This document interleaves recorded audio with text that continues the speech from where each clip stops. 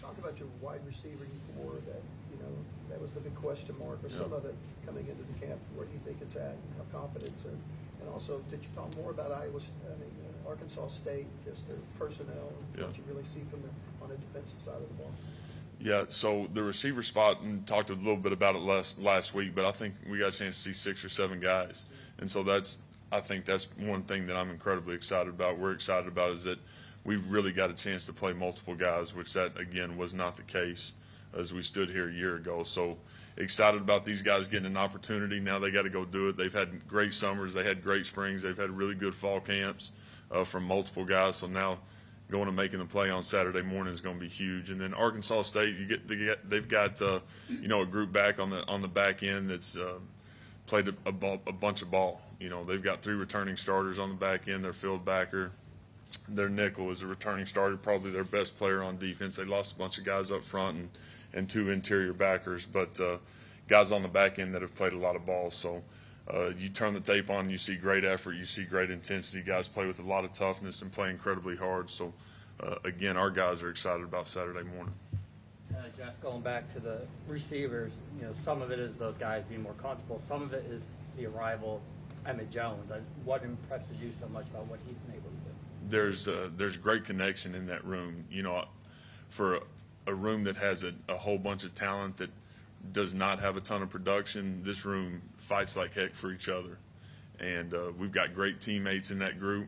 We've got guys that are accountable every single day. They've become dependable, and a bunch of guys that are incredibly unselfish, which is, to me, it's hard to find in that room all the time. And we've got guys that root for each other, that pull for each other, that understand regardless of who's on the field, the expectation is to play really dang well. And it's been fun to watch that group come together as Coach Jones has led them.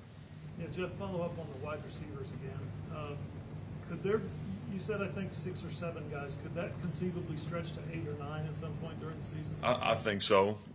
As we move forward and continue to get guys back, again, we've got some young guys in the room that are incredibly capable, but they are young, and guys that hadn't played a ton of balls. So their reps from a game standpoint might be 5 to 10, where that's got a chance to grow as long as they get on the field and do what we think they're going to do. So we want to be able to roll multiple guys at those positions, to be able to go play fast, and guys being able to be really fresh and fast in the fourth quarter.